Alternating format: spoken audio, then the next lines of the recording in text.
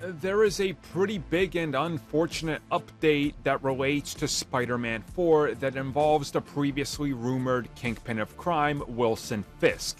And the newest report is claiming that the character will not be appearing in Spider-Man 4 alongside Daredevil anymore, and it's due to whatever reason. We don't really know that part of the entire thing, if this is all true. So again, we don't really know what's going on with the future of Spider-Man in terms of where the character will be years from now and what they're planning for all the films. But according to insiders, Kingpin confrontation is not happening in Spider-Man 4. This is something that they're not going to be doing because if Daredevil is joining Spider-Man, they don't want to focus on just Kingpin being the villain in the film because Kingpin will already be in Daredevil Born Again and Echo. So it feels like it's too much Kingpin to have him everywhere as the main villain, which again, I think is a pretty fair and reasonable assessment of the entire thing.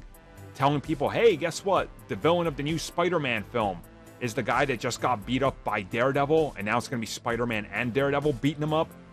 That kind of takes away from it. If he's a supporting villain or a supporting character, sure, but the main one, it sounds like that's out of the question. And it sounds like they're not even going to do a supporting thing, like they just don't want Kingpin in there as well. Which again, I think makes sense. If he was the only villain, then don't have him in anything else getting beat up.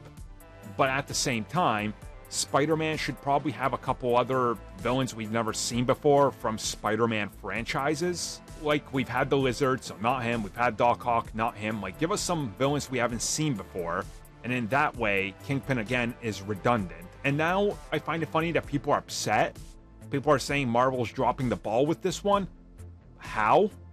Like, haven't people been complaining that they want new Spider-Man villains that we've never seen before?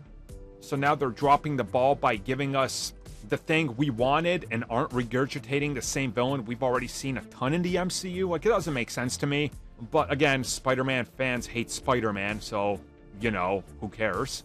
Look, the fact of the matter is, whatever happens, happens. I'll trust them that they're going to make a good Spider-Man film again that's not going to rely on having to bounce off of everything in the MCU again in every single way possible, and they're not going to have to force it in there. Like, don't get me wrong, I love No Way Home, but that's clearly not the film that they wanted to make for a third Spider-Man outing, and we know this for a fact.